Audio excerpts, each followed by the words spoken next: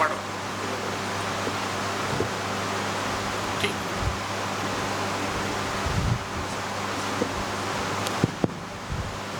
खाली घ्या आणि असं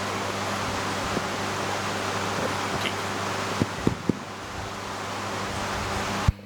सगळ्यात शेवटची रांग नाही, अजून तिथपर्यंत गेलं नाही. ठीक आहे, ओके.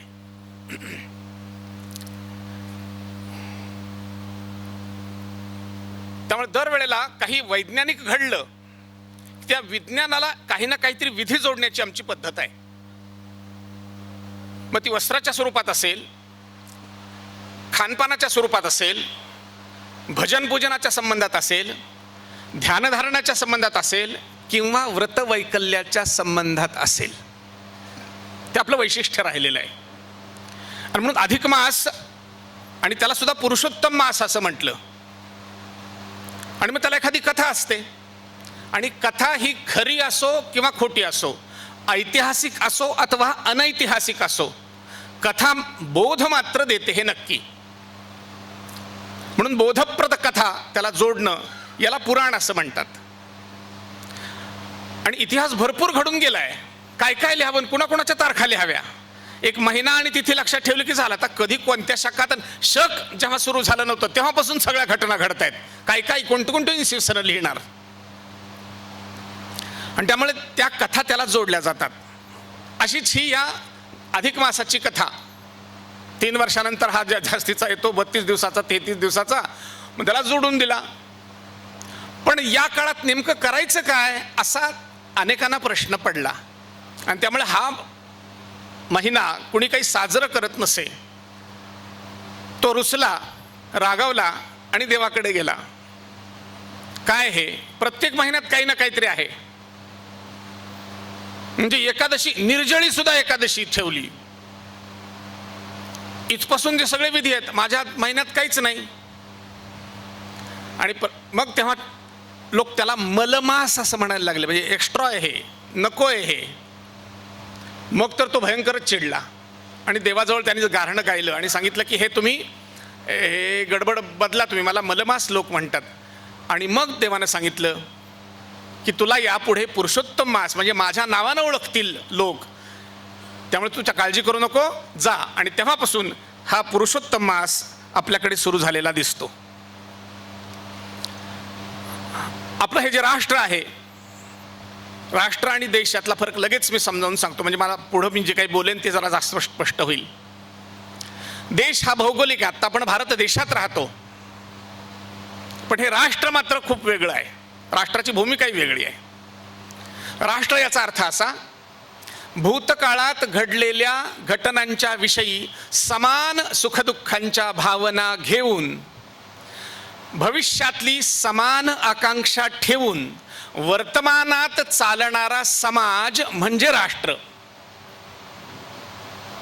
इस्रायल हे 2000 वर्ष अस्तित्वातच नव्हतं, तरी हे ते राष्ट्र होतं. भारत हा कुठल्या ना कुठल्या स्वरूपात, त्याला भौगोलिक स्वरूप तर आहेच आहे, पण संपूर्ण राष्ट्र म्हणून म्हणाल तर ते क्वचित क्वचित मधून मधून दिसतं, पण ते आहे. महात्मा ज्योतिबा फुले आणि डॉक्टर बाबासाहेब आंबेडकर या दोघांनी त्याला दुजोरा दिलेला आहे. महात्मा ज्योतिबा फुल्यांचं एक आत्ता चरित्र प्रकाशित झालेलं नाही, 1927चं आहे. अखिल भारतीय सत्यशोधक समाजाचे जे जॉईंट सेक्रेटरी आहेत, त्यांनी त्यांचं चरित्र पहिलं लिहिलं 1927ला. त्याच्या आत्ता मला परवा काही प्रती बघायला मिळाल्या. आणि डॉक्टर बाबासाहेब आंबेडकरांनी बहिष्कृत भारत हा ग्रंथ लिहिला आहे, चालवत असत वृत्तपत्र, त्याच्यामध्ये डिसेंबर 1928 त्याच्यामध्ये उल्लेख आहे. आणि या दोन्हीमध्ये उल्लेख असा आहे की हे हिंदू राष्ट्र आहे. माझ्या मनात प्रश्न आहे, आणि तुम्हालाही असं वाटेल की यांमध्येच काय काढलं. मी एवढ्यासाठी सगळं सांगतो आहे की ब्रिटिशांच्या काळात महात्मा फुले आणि बाबासाहेब हे दोघंही म्हणतात हे हिंदू राष्ट्र आहे. याचा अर्थ स्पष्ट आहे की ते पूर्वीही होतं, आधी, आता मध्यंतरी मध्ययुगातही होतं, पुढेही ते असणार आहे. पण याचा ठळक ठळक ओळख आम्हाला दिली ती छत्रपती शिवाजी महाराजांनी. आणि म्हणून हिंदवी स्वराज्य असा त्यांनी प्रारंभ केला. मानवी मानवांचे, हिंदवी हिंदूंचे. संभाजी महाराजांचा शिलालेख आहे, महात्मा ज्योतिबा फुल्यांचं लिखाण आहे, डॉक्टर बाबासाहेब आंबेडकरांचं त्याच्यावरचं लिखाण आहे.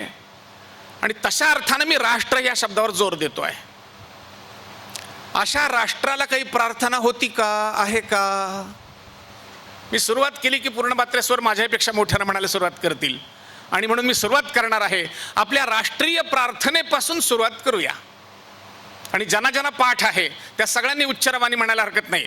ओम यज्ञेन यज्ञम यजंत देवास्तानि धर्माणि प्रथमान्यासन् तेहनाकं महिमान सचंत यत्र पूर्वे साध्या संति देवाः.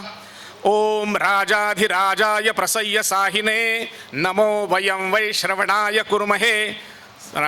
अमान काम कामाय मह्यं कामेश्वरो वै श्रवणो ददातु.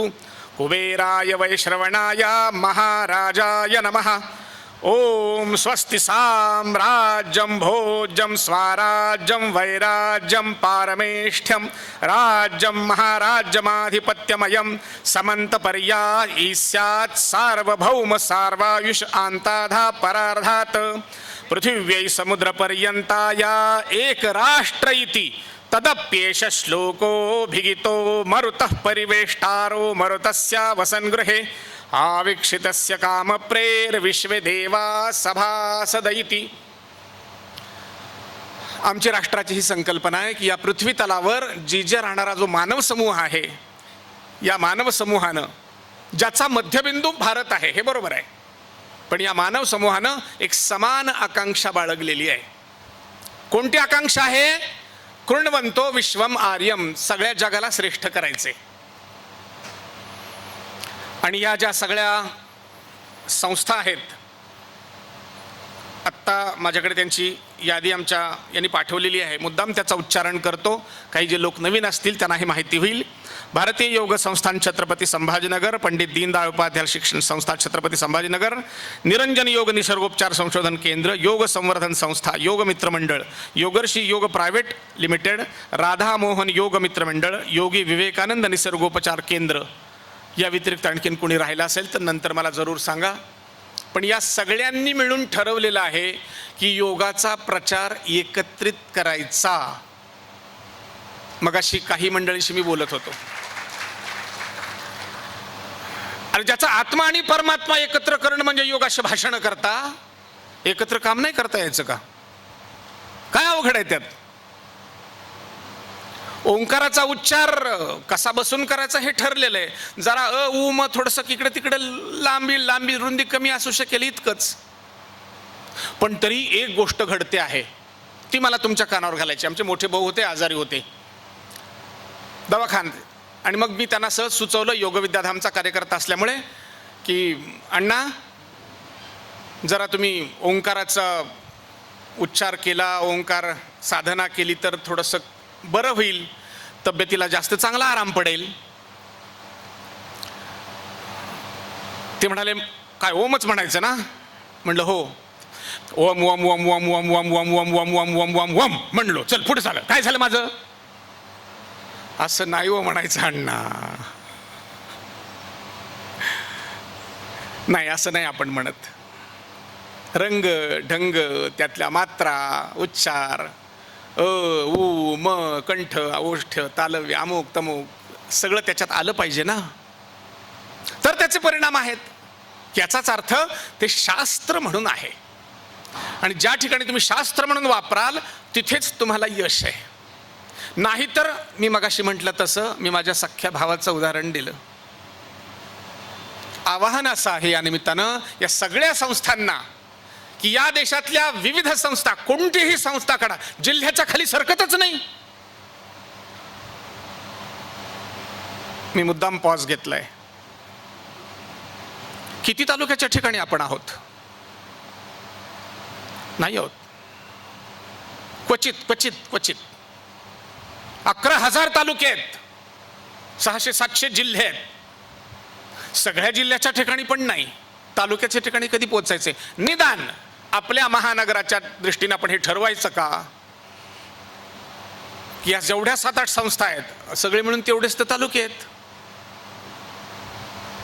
जे काम इथे चालतं तेच एखाद्या तालुक्याच्या शेकडे वाटून घेऊ ना. काय बिघडलं? फार तर चॉईस देऊ.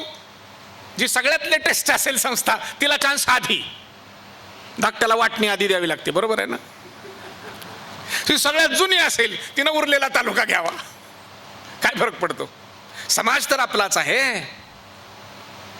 अरे सगळ्या जगाला आर्य करायचं म्हणता, इथं तालुक्याच्या ठिकाणी सगळे अनार्य आहेत, त्याचं काय करायचं?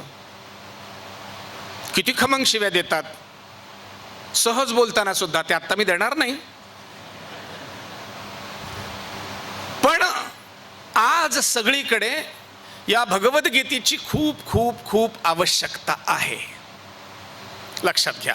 याचं कारण गावागावात, घराघरात, कुटुंबात महाभारत